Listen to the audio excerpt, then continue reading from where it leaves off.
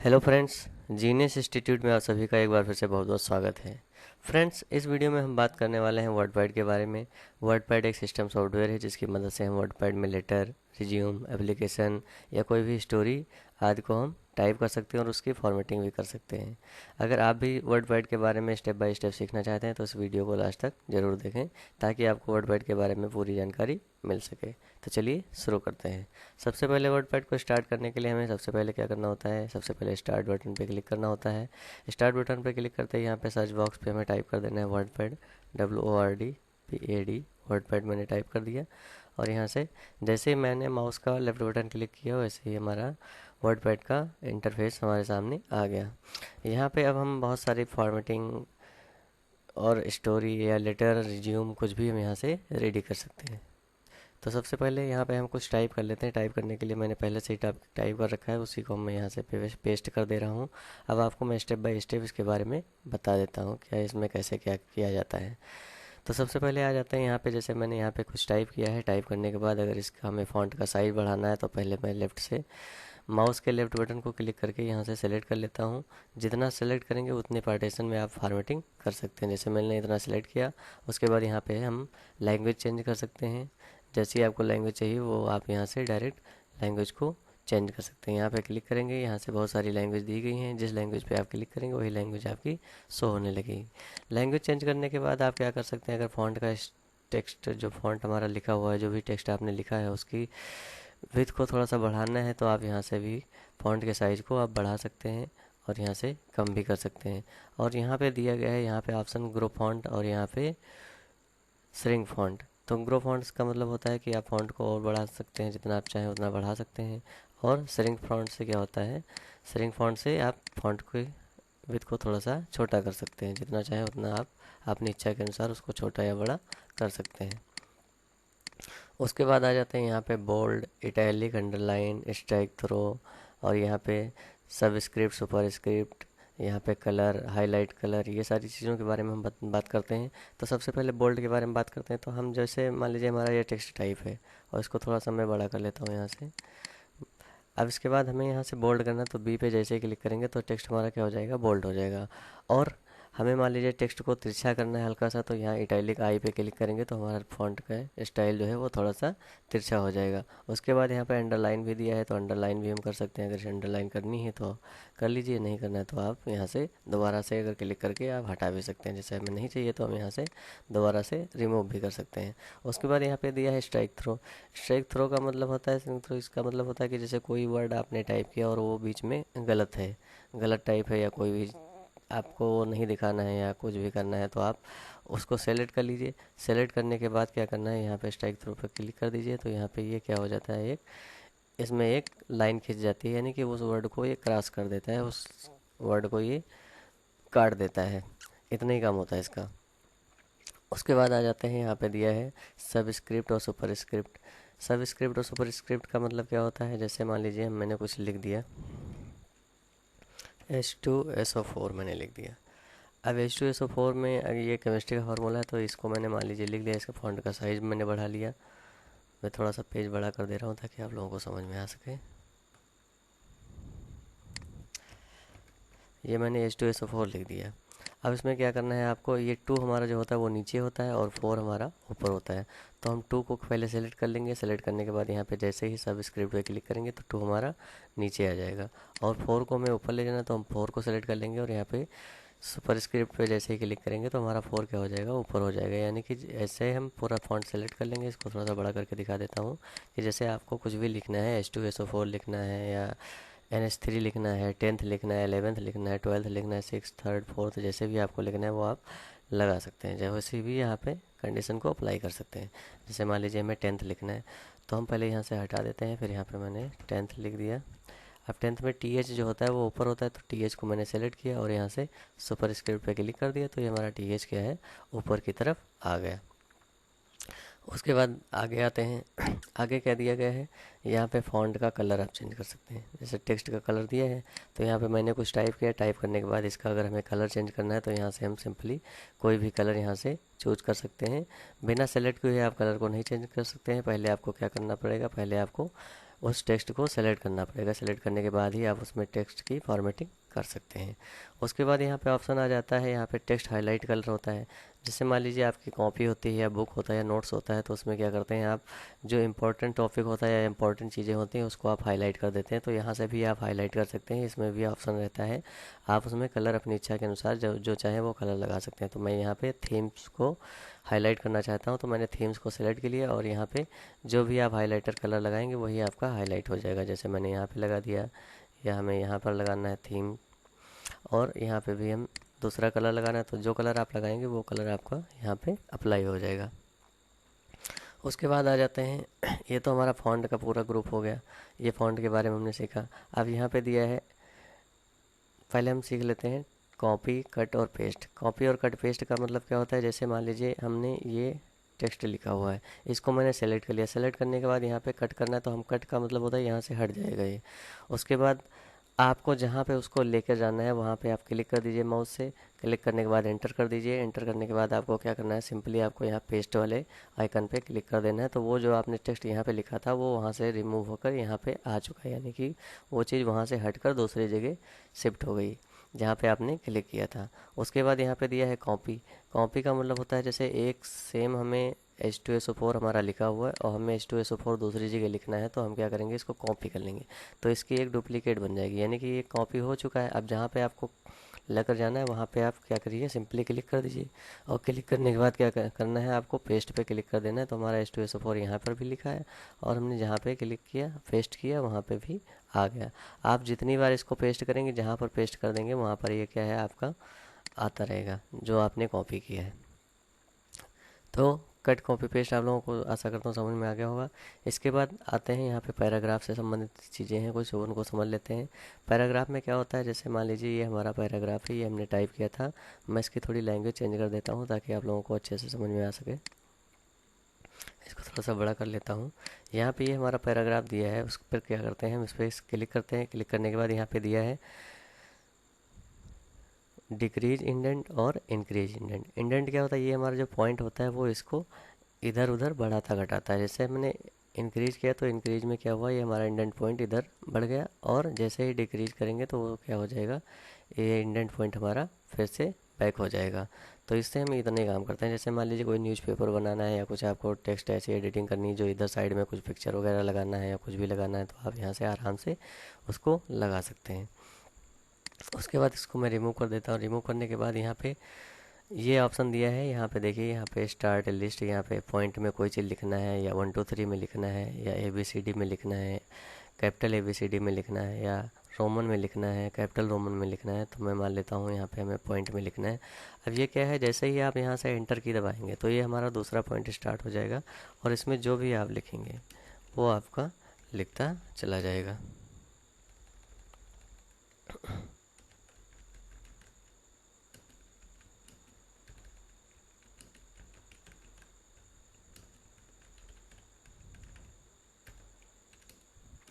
ये हमने लिख दिया। जितनी बार आप एंटर करते चले जाएंगे वो ऑटोमेटिक आपका क्या है, वो आपका फॉन्ट आपका आता रहेगा। जितनी बार आप टाइप करोगे, उतनी बार आप एंटर करोगे, उतनी बार आपका ये जो भी आपने फॉर्मेटिंग की है वो ऑटोमेटिक आता रहेगा। अगर आपको इसको हटाना है तो बैक कर दीजिए। फिर आपको अगर दूसरा कोई लगाना है, 1 2 3 करके लिखना है, तो 1 2 3 वाला सेलेक्ट कर लीजिए। 1 2 3 में मैंने मान लीजिए सेलेक्ट कर लिया, यहाँ पे मैंने रैम लिख दिया, यहाँ पे मैंने रोम लिख दिया। इसके बारे में जितना हम लिखते चले जाएंगे वो क्या है, उसके बारे में वो लिखता जाएगा, और उससे संबंधित जो भी आप फॉर्मेटिंग करेंगे वो आपकी यहाँ पे पॉइंट टू पॉइंट दिखाता जाएगा। आपको ABCD में लिखना है या रोमन में लिखना है, मान लीजिए स्मॉल ABCD में लिखना है, तो हम स्मॉल ABCD में भी लिख सकते हैं। जो भी आप लिखेंगे वैसे आपको क्या है, ये शो करता रहेगा। उसके बाद यहाँ पे दिया गया है पैराग्राफ लाइन स्पेसिंग। इसमें क्या होता है, जैसे ये हमारी स्पेस होती है लाइन टू लाइन के बीच में, इसको जिसकी दूरी बोलते हैं, इसे इसको स्पेस को कम ज़्यादा करने के लिए हम यहाँ पे क्लिक करते हैं। जितना आपको चाहिए उतना आप यहाँ से सेलेक्ट करके उसकी दूरी को कम ज़्यादा कर सकते हैं। ऐड करना है तो ऐड भी कर सकते हैं, रिमूव करना है तो रिमूव भी कर सकते हैं। उसके बाद यहाँ पे दिए हैं बहुत सारे ऑप्शन। यहाँ पे लेफ्ट अलाइन दिया है, सेंटर दिया है, और यहाँ पे राइट अलाइन दिया है, और जस्टिफाई दिया है। इसका मतलब क्या होता है, जैसे मान लीजिए हमारा टेक्स्ट एक प्रॉपर यहाँ पे ये मैंने टाइप किया था। इसका कलर मैं चेंज कर लेता हूँ, थोड़ा सा ब्लैक कर देता हूँ ताकि अच्छे से दिखाई दे। यहाँ पे मैंने ब्लैक कर लिया। ये क्या है, एक साइड में हमारा लेफ्ट साइड में तो बराबर है पोर्शन, लेकिन राइट साइड में हमारा पोर्शन बराबर नहीं है। तो हम क्या करते हैं, इसको सेलेक्ट कर लेते हैं। ये हमारा लेफ्ट में हो गया। अगर राइट में ले जाना तो यहाँ पे क्लिक करेंगे तो ये हमारा राइट में चला जाएगा। राइट का पोर्शन बराबर हो जाएगा, लेकिन लेफ्ट का पोर्शन जो है आपका वैसे ही वैसे रहेगा। तो अगर सेंटर पे अगर कोई चीज़ लिखनी तो हम सेंटर में कर देंगे। ठीक, जैसे मेन हेडिंग होती है, कुछ हमें लिखना है, रिज्यूम लिखना है या एप्लीकेशन लिखना है, तो हम क्या करते हैं, बीच में लिख देते हैं कोई चीज़। मेन टॉपिक जो हमारा है वो सेंटर में लिख सकते हैं। ऐसे ही हम सेंटर का यूज़ कर सकते हैं। और इसका मतलब होता है जस्टिफाई। जस्टिफाई ये कंट्रोल जे से आता है। इसका मतलब होता है ये दोनों सिरों को क्या करता है, आपस में बराबर कर देता है। जैसे इधर का भी हिस्सा आपका पोर्शन बराबर हो गया और लेफ्ट साइड का भी पोर्शन बराबर हो गया। इसका इतना ही काम होता है कि दोनों चीज़ों को दोनों तरफ से क्या करता है, जस्टिफाई कर देता है, बराबर कर देता है। उसके बाद यहाँ पे भी पैराग्राफ से संबंधित दिया गया है। यहाँ पर भी आप लेफ्ट लेफ्ट में कितना छोड़ना है। जैसे ये हमारा 1 इंच यहाँ से, 1 से यहाँ तक छूटा हुआ है, तो हम अगर 1 इंच कर देते हैं तो ये 1 इंच हमारा यहाँ से यहाँ तक छूट जाएगा। अभी जैसे ओके करते हैं तो हमारा इंडेंट पॉइंट यहाँ से यहाँ आ गया, और बाकी चीज़ें हमारी यहाँ से लिखी हुई हैं। यानी कि जितना भी टेक्स्ट आप सेलेक्ट करके जितना भी आप करेंगे उसको उतने पे ये अप्लाई कर देता है। जितना आप राइट से छोड़ना है तो राइट में, जितने 2 इंच छोड़ना है तो हमने 2 पे क्लिक किया, ये हमारा पोर्शन जो है इतना छूट के यहाँ पे 2 इंच पे एडजस्ट हो गया, 1 और ये यहाँ से 2। ठीक, आशा करता हूँ इतना समझ में आ गया होगा। इसके आगे देखते हैं। यहाँ से मैं फिर जस्टिफाई कर देता हूँ, और यहाँ से पैराग्राफ को हम 0 कर देते हैं। उसके बाद यहाँ पे दिया है picture, drawing, date and time, insert object, find, replace and select all. तो पिक्चर का मतलब होता है, जैसे मान लीजिए कोई मैंने रिज्यूम बनाया, कुछ भी बनाया, उसमें मुझे फ़ोटो की आवश्यकता है या कोई फ़ोटो या पिक्चर कोई लगानी है, तो मैं यहाँ पे सिंपली क्लिक कर देता हूँ। क्लिक करने के बाद क्या करना है, आपको डेस्कटॉप पे चले जाना है या कहीं भी जहाँ पे आपकी इमेज सेव हो आपके कंप्यूटर में, वहाँ पे आप उस लोकेशन को चूज़ कर लेंगे। चूज़ करने के बाद आपको जैसे कोई फ़ोटो लगानी है उसको आपने सेलेक्ट कर लिया, ओपन कर लिया, और डायरेक्ट आपके सामने वो फ़ोटो आ गई। अब मैं इसको थोड़ा सा छोटा करना चाहता हूँ, तो इसको सेलेक्ट करके क्या करना है, यहाँ से लेफ़्ट की तरफ ऐसे ही ड्रैग करके इसको छोटा या बड़ा कर सकते हैं। मैं इसको छोटा कर लेता हूँ तो आपको, ताकि आपको भी अच्छे से दिखाई दे।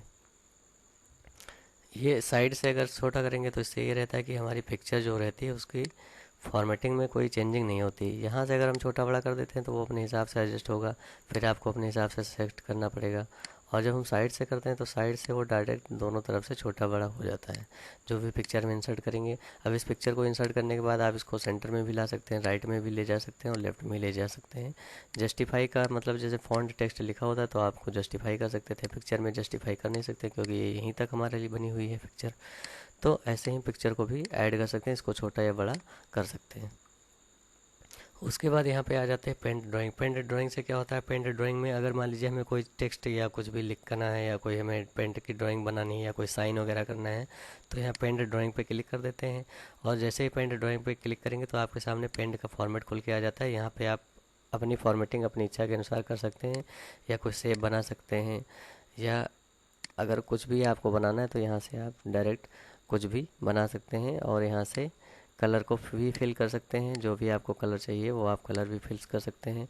फिल करने के बाद क्या है, उसको डायरेक्ट आप यहाँ से क्लोज कर देंगे। क्लोज करते ही आपके सामने जो आपने बनाया है उसको आप डायरेक्ट यहाँ पे इंसर्ट करा सकते हैं।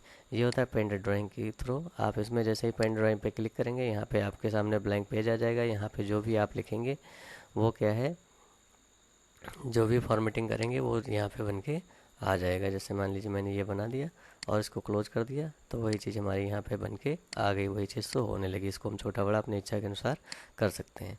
ऐसे ही हम पेंट ड्राइंग के थ्रू इसमें काम कर सकते हैं। उसके बाद डेट एंड टाइम दिया है। डेट एंड टाइम का मतलब होता है कि जैसे मान लीजिए आज की हमें डेट और टाइम इंसर्ट करनी है, तो हम क्या करेंगे, सबसे पहले यहाँ पे डेट एंड टाइम पे क्लिक करेंगे तो बहुत सारे फॉर्मेट आ जाएंगे। जैसे आज हमारा ट्यूसडे है, अगस्त 30 2022 है, तो हम यहाँ पे जैसे क्लिक करेंगे और ओके कर देंगे तो वो डेट और टाइम हमारी क्या है, इंसर्ट हो जाएगी। मैं इसको क्या कर लेता हूँ, थोड़ा सा छोटा कर लेता हूँ ताकि आप लोगों को समझ में आ जाए। इसको सेलेक्ट कर लेता हूँ। सेलेक्ट करने के बाद यहाँ से फ़ॉन्ट को थोड़ा सा छोटा कर लेता हूँ ताकि आप लोगों को समझ में आ जाए। तो हम ऐसे ही डेट और टाइम को भी इंसर्ट कर सकते हैं, अलग अलग फॉर्मेट में भी कर सकते हैं। यहाँ से जितने भी फॉर्मेट दिए गए हैं, जिस फॉर्मेट पे आप क्लिक करेंगे वही फॉर्मेट आपके सामने आ जाएगा। डेट चाहिए डेट को सिलेक्ट कर सकते हैं, टाइम चाहिए तो टाइम को भी सिलेक्ट कर सकते हैं, ओके कर देंगे तो आपके सामने डेट और टाइम दोनों आ जाएंगे। इसके बाद यहाँ पे दिया है इंसर्ट ऑब्जेक्ट। इंसर्ट ऑब्जेक्ट का मतलब होता है जैसे मान लीजिए कोई टेबल वगैरह में इंसर्ट करनी है या कुछ हमें बनाना है या एक्सेल से संबंधित कुछ बनाना है, तो यहाँ से हम जैसे हमें एक्सेल में कुछ बनाना है तो हम यहाँ से एक्सेल वर्कबुक को वर्कशीट को सेलेक्ट करके ओके कर देता हूँ और यहाँ पे देखिए हमारे सामने एक एक्सेल का प्रोग्राम ओपन हो जाता है। एक्सेल का प्रोग्राम ओपन हो गया। अब मान लीजिए इसमें एक्सेल में हमें कुछ बनाना है, जैसे टेबल बनानी है, 100 तक गिनती लिखना है या 50 तक गिनती लिखना है, तो हम डायरेक्टली यहाँ पे उस चीज़ को कर सकते हैं और वहाँ पे डायरेक्ट अप्लाई कर सकते हैं। जैसे मैंने 1 लिखा, यहाँ पे 2 लिखा और इसको दोनों को सिलेक्ट करके और यहाँ वाले ब्लैक वाले प्लस से क्या किया, मैंने ड्रैग कर दिया। यहाँ पे मैंने 11 लिख दिया, यहाँ पे 12 लिख दिया, यहाँ पे 13 लिख दिया। ऐसे ही दोनों को आप तीनों को सिलेक्ट करके यहाँ तक ड्रैग कर लीजिए। अब इन दोनों को हम पूरा सेलेक्ट करके और यहाँ से फिर ड्रैग कर देते हैं। जैसे मान लीजिए मुझे 100 तक गिनतियाँ लिखनी है तो मैंने इसको सिलेक्ट कर लिया, इसको सेंटर में कर लिया। यहाँ से ऑल बॉर्डर भी कर सकते हैं आप। बॉर्डर करने के बाद अगर टेक्स्ट के कलर को चेंज करना तो यहाँ से टेक्स्ट का कलर भी चेंज कर सकते हैं। टेक्स्ट का कलर चेंज करने के बाद भी आप इसमें बहुत सारी चीज़ें फॉर्मेटिंग कर सकते हैं, जैसे आपको स्टाइल वगैरह चेंज करना है या जो भी आपको करना है तो वो आप आसानी से इसमें कर सकते हैं। उसके बाद डायरेक्ट आपको क्या करना है, क्लोज कर देना है। क्लोज करने के बाद आपकी क्या है, वो टेबल डायरेक्ट आपके वर्ड पैड में इंसर्ट हो जाएगी, जो आपने वहाँ से ऑब्जेक्ट के रूप में इंसर्ट करिए। अब इसको क्या है, इसको आप सेंटर में ला सकते हैं, साइड में ले जा सकते हैं और इसको छोटा बड़ा भी अपनी इच्छा के अनुसार कर सकते हैं। उसके बाद यहाँ पे आ जाते हैं find and replace and select all. Find replace select all का मतलब क्या होता है, जैसे मान लीजिए इसमें हमने कोई चीज़ फॉर्मेटिंग की, उसके बाद इसमें हमें टाइपिंग करने के बाद अगर कुछ ढूंढना है, कुछ खोजना है तो हम क्या करते हैं, यहाँ फाइंड के ऑप्शन पे क्लिक करते हैं, या तो इसकी शॉर्ट की होती है Ctrl+F, उसको दबाते हैं, या फिर फाइंड के ऑप्शन पे क्लिक करते हैं तो यहाँ पे फाइंड के लिए ऑप्शन आ जाता है। अब फाइंड में हमें जो चीज़ ढूंढनी होती है, मान लीजिए हेल्प ढूंढना है तो यहाँ पर मैंने हेल्प टाइप कर दिया। हेल्प टाइप करने के बाद जैसे ही आप फाइंड करेंगे, वो जहाँ पे हेल्प आपका लिखा होगा वहाँ पे डायरेक्ट आपके कर्सर को वो ले जाएगा। आपका इंडेंट पॉइंट जो होता है वो डायरेक्ट वहीं पे पहुँच जाएगा, जो आपका कर्सर होता है कि कहाँ पे आपने हेल्प लिखा है। उसके बाद यहाँ पे रिप्लेस दिया। रिप्लेस का मतलब होता है जैसे आपने हेल्प की जगह पे कुछ और लिखना है, या यहाँ पे हमारा सीतापुर लिखा है, सीतापुर की जगह पे कुछ और लिखना है, रैम की जगह पे कुछ और लिखना है, रोम की जगह पे कुछ और लिखना है। यानी कि नेम को आपको बदलना है। जैसे कोई कंपनी होती है, वहाँ पे एम्प्लॉय काम करते हैं, तो काम करने के बाद क्या है, एम्प्लॉय कुछ दिन के बाद चला गया, अब वहाँ पे उसकी जगह पे दूसरा एम्प्लॉय आ गया, तो हमें अब क्या है, अब पूरी सूची हमारी बनी हुई है, उसमें हमें नाम ढूंढना है, तो हम क्या करेंगे, फाइंड कर लेंगे। फाइंड करने के बाद यहाँ से मैंने मान लीजिए किसी का नाम या कुछ भी फाइंड कर लिया। फाइंड करने के बाद उसको मैंने फाइंड कर लिया और यहाँ से फाइंड करने के बाद इस पर डबल क्लिक करके इसको सेलेक्ट कर लेंगे, या फिर आप यहाँ से माउस से भी लेफ्ट क्लिक कर कर इसको सेलेक्ट कर सकते हैं। सेलेक्ट करने के बाद यहाँ रिप्लेस पे क्लिक करेंगे तो यहाँ पे हेल्प हमारा फाइंड में तो है ही है, और इसकी जगह पे जिस चीज़ में हमें कन्वर्ट करना है, एंड में करना है तो मैंने एंड में कर दिया। और यहाँ रिप्लेस और रिप्लेस आल, ये 2-3 चीज़ दी गई हैं, तो यहाँ पे क्या करना है, आपको रिप्लेस पर अगर क्लिक करेंगे तो एक बार आपका रिप्लेस होगा, और अगर रिप्लेस आल कर देते हैं तो सारा जितना भी आपने सेलेक्ट किया है, उस नाम के जितने भी वर्ड होंगे वो क्या होंगे, टेक्स्ट, वो ऑटोमेटिक सारे एक ही साथ में चेंज हो जाएंगे। यहाँ पे देखिए जैसे हेल्प लिखा हुआ था, यहाँ पे एंड आ चुका है। यहाँ से क्या होता है, यहाँ से सेलेक्ट कर सकते हैं। जैसे हमें यहाँ पे दिया गया सेलेक्ट आल, कंट्रोल प्लस ए दिया गया है। Ctrl+A से क्या होता है, पूरा टेक्स्ट को हम एक साथ सेलेक्ट कर सकते हैं। जैसे ही Ctrl+A दबाएंगे पूरा टेक्स्ट हमारा जो एरिया है वो क्या हो जाएगा, सेलेक्ट हो जाएगा। या फिर हम यहाँ पे डायरेक्ट क्लिक करके भी अपने टेक्स्ट को सेलेक्ट कर सकते हैं। आशा करता हूँ इतना जितना मैंने बताया है, यहाँ से clipboard, font, paragraph, insert, editing, ये सारी चीज़ें आप लोगों की समझ में आ गई होंगी।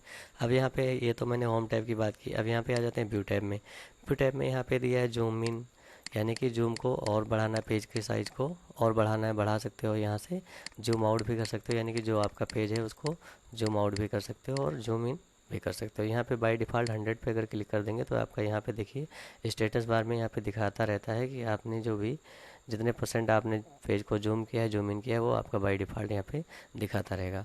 उसके बाद यहाँ पे रूलर दिया है। रूलर ये हमारा जो यहाँ पे आपको दिख रहा है, ये हमारा रूलर है, तो इस पर अगर टिक करते हैं तो हमारा रूलर रहेगा, अनटिक कर देंगे तो यहाँ से रूलर हमारा हट जाएगा। तो पहले से टिक लगा था तो ये रूलर हमारा शो कर रहा था, अगर इसको अनटिक कर देंगे तो रूलर हमारा हट जाएगा। उसके बाद स्टेटस बार, यहाँ पे मैंने बताया कि यहाँ पे जैसे status bar 100% plus minus, zoom in zoom out, ये सारी चीज़ें दिखा रहा है। तो ये चीज़ हटाने और लगाने के लिए यहाँ से हम क्लिक करके देखिए, वो हमने जैसे ही क्लिक किया, अनचेक कर दिया, उसके बाद वो क्या हुआ, स्टेटस बार हमारा रिमूव हो गया। अब यहाँ से हमें दोबारा प्रदर्शित करना है, दोबारा शो करना है, तो स्टेटस बार वाले ऑप्शन पे दोबारा चेक कर देंगे तो वो क्या हो जाएगा, यहाँ से शो होने लगेगा। उसके बाद यहाँ पे रैप दिया है, वर्ड रैप। ये क्या है, नो रैप का मतलब होता है जैसे ये हमारा फ़ॉन्ट है, ये हमारी क्या है, जितना भी हमने इसमें टाइप किया वो डायरेक्ट आपको पूरे पेज में दिखाई देगा, यानी कि इधर से उधर जितना भी आप सामने लिखते चले जाएंगे बिना रैप के, कोई भी आपके सामने एक प्रॉपर पेज नहीं होता है। यहाँ से रैप कर देते हैं पेज को। यहाँ पे रैप टू विंडोज़ लिखा है, यानी कि जो विंडोज़ हमारी होती है, जितना प्रोग्राम हमारा पोर्शन सेलेक्ट होता है, यहाँ से यहाँ तक जितना भी हमारा पोर्शन होता है, जितने में हम काम करते हैं, जो हमारा टेक्स्ट एरिया होता है, उसी को हम क्या करते हैं, फिट कर देते हैं, रैप टू विंडो कर देते हैं। और यहाँ से रैप टू रोलर, यानी कि जो भी हमारा लिखा हुआ था जो रोलर के अंदर ही होना चाहिए, हमारा रोलर है, यहीं पे हमारा शो हो रहा है। ये वाला हमारा पेज क्या है, बाय डिफ़ॉल्ट रहता है। जैसे ही हम प्रोग्राम को ओपन करते हैं तो हमारा रैप जो होता है वो बाय डिफ़ॉल्ट इसी पे ही रहता है। उसके बाद यहाँ पे दिया है मेजरमेंट यूनिट, जैसे ये हमारा इंच में दिखा रहा है, इसको आप चेंज कर सकते हैं, सेंटीमीटर में कर सकते हैं। यहाँ पे देखिए सेंटीमीटर में हो गया है। पॉइंट्स में चाहिए पॉइंट में कर सकते हैं, और भी ऑप्शन दिए हैं, जहाँ पे आप क्लिक करेंगे उस टाइप से आपको शो होता है। तो मैं इंचेज में ही रखता हूँ। उसके बाद आ जाते हैं हम होम में। होम में जाने के बाद यहाँ पे देखिए फाइल मेनू में बहुत सारे ऑप्शन दिए हैं, जैसे न्यू दिया है, ओपन दिया है, save as, print, page setup. ये मैंने आपको पिछले प्रोग्राम में जो मैंने पेंट से संबंधित वीडियो बनाई थी उसमें ये सब सारी चीज़ें बताई हैं कि पेंट में फाइल को कैसे सेव, वो सॉरी, इसके पहले मैंने नोटपैड में आपको बताया है कि फाइल को कैसे सेव करते हैं, न्यू पेज कैसे लाते हैं, फाइल को ओपन कैसे करते हैं, वही चीज़ें इसमें भी हैं। तो मैं इसमें भी बता देता हूँ कि आपको क्या करना है। आपको फाइल में जाना है, फाइल में जाने के बाद आपको न्यू पे क्लिक करना है। न्यू से ये होता है कि आपका नया पेज आ जाएगा। पहले मैं इस फाइल को सेव कर लेता हूँ। सेव करने के लिए आपको इस फाइल पे क्लिक करना है, यहाँ पे सेव वाले ऑप्शन पे क्लिक कर देना है, और जहाँ पे आपको सेव करना है डॉक्यूमेंट में सेव करना है, तो डॉक्यूमेंट में उस फाइल का नाम आप डाल देंगे। मैं यहाँ पर डाल देता हूँ अजय कुमार। इतना टाइप करने के बाद यहाँ पे सेव पे क्लिक कर देता हूँ। तो यहाँ पे देखिए हमारा नाम भी शो हो रहा है, और यहाँ पे वर्डपैड की फ़ाइल जो है हमारी वहाँ हमारे नाम से सेव हो चुकी है। उसके बाद यहाँ पे दिया गया है न्यू। न्यू का मतलब होता है कि हम नया पेज खोल सकते हैं, और ओपन का मतलब सेव की हुई फाइल या पहले से एग्जिस्टिंग फाइल को आप क्या कर सकते हैं, यहाँ से ओपन कर सकते हैं। सेव एज का मतलब होता है उसी फाइल को आप दूसरे फॉर्मेट में, दूसरे सेव में या दूसरी चीज़ों में आप सेव करना चाहते हैं, दूसरे नाम से सेव करना चाहते हैं, तो उसको आप डायरेक्ट वहाँ से नाम बदल सकते हैं। मैंने ये फ़ाइल पहली वाली अजय कुमार के नाम से सेव करी थी, आप कोई दूसरे के नाम से सेव कर देते हैं, तो मैंने यहाँ पे राज डाल दिया और सेव कर दिया। तो ये हमारी फ़ाइल जो है दूसरे नाम से सेव हो गई, यानी कि अब हमारी फ़ाइलें जो हैं वो 2 फाइल्स बन गई। यहाँ पे जाकर हम जैसे ओपन पे क्लिक करते हैं, ओपन में देखिए एक हमारी पहले ये अजय कुमार के नाम से फाइल थी, और दूसरी मैंने जो सेव एज की थी वो राज के नाम से थी। ये दोनों फाइलें हमारे सामने शो होने लगी। उसके बाद क्या करना है, आपको फाइल में जाना है। फाइल में जाने के बाद यहाँ से प्रिंट प्रिंट आप दे सकते हैं। जैसे आपने डॉक्यूमेंट कोई बनाया है, उसको रेडी किया, आप यहाँ से प्रिंट, जो प्रिंटर आपका सेलेक्ट होगा बाय डिफ़ॉल्ट उसी से आपका ये प्रिंट हो जाएगा। अगर प्रिंटर नहीं लगा होगा तो इसमें और ऑप्शन आ रहे होंगे, जैसे पीडीएफ बनाना है तो पीडीएफ यहाँ से प्रिंट टू पीडीएफ कर देंगे, तो यहाँ से अप्लाई पे क्लिक करेंगे। जैसे ही प्रिंट पे क्लिक करेंगे तो आपके सामने यहाँ पे पीडीएफ की डॉक्यूमेंट का नाम डालने के लिए आ जाएगा। मैं यहाँ पे डाल देता हूँ वर्डपैड मैंने डाल दिया। जैसे ही सेव किया तो ये हमारी फ़ाइल जो है वो पीडीएफ में इंपोर्ट हो गई। हमारे 3 पेज थे, तीनों पेज हमारे क्या हुए, इंपोर्ट हो गए। इसमें पेज दिखाई नहीं देता है, लेकिन वो क्या होता है, वो ऑटोमेटिक अपने पेज को एडजस्ट कर लेता है कि जितना आपका डॉक्यूमेंट लिखा हुआ है वो कितने पेज में आ जाएगा। तो वो 3 पेज में आया। इसको मैं बैक कर लेता हूँ, यहाँ से मिनिमाइज़ कर देता हूँ, दिस पीसी में चला जाता हूँ, यहाँ से अपनी फ़ाइल को देख लेता हूँ। डॉक्यूमेंट में गया, डॉक्यूमेंट में जाने के बाद यहाँ पे मैंने फ़ाइल को सेव की थी, ये पीडीएफ फाइल है हमारी। यहाँ से मैं डबल क्लिक करके इसको ओपन करके भी देख सकता हूँ कि जो मैंने टेक्स्ट में फॉर्मेटिंग की थी, जो बोल्ड इटैलिक अंडरलाइन जो भी किया था, वो सारी चीज़ें यहाँ पे शो हो रही हैं जो आपने इसमें किया था। ये हमारे 3 पेज तक आ रहा है। ये हमारा 3rd पेज हो गया, 2nd हो गया, और ये 1st पेज हो गया।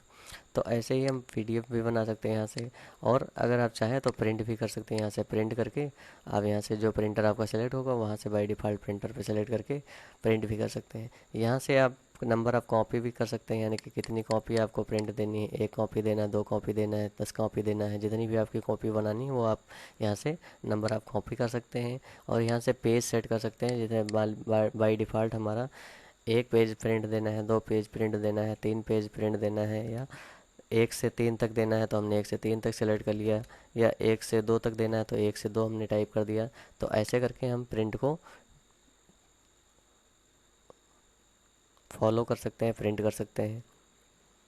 उसके बाद यहाँ पे प्रेफरेंस दिया है, यानी कि आप यहाँ से पेज को सेटअप कर सकते हैं। जैसे लेआउट में आ गए, लेआउट में आने के बाद यहाँ से अपने पेज को साइज़ को छोटा बड़ा जैसे भी A4 साइज़ जो भी आपको चाहिए वो ओके कर लेंगे। ओके करने के बाद जैसे ही ओके करेंगे वो पेज आपका क्या हो जाएगा, उसी साइज़ में बाई डिफ़ॉल्ट सेट हो जाएगा। तो इसको मैं कैंसिल कर देता हूँ। कैंसिल करने के बाद यहाँ पे दिया है पेज सेटअप, ये तो मैंने बता ही दिया है। पेज सेटअप वो बाय डिफ़ॉल्ट आप वहाँ से जब प्रिंट ऑप्शन से भी जाकर कर सकते हैं और यहाँ से भी डायरेक्ट कर सकते हैं। A3 A4 जो भी आपको चाहिए वो आप यहाँ से बाय डिफ़ॉल्ट करके ओके कर देंगे तो आपका पेज सेट हो जाएगा।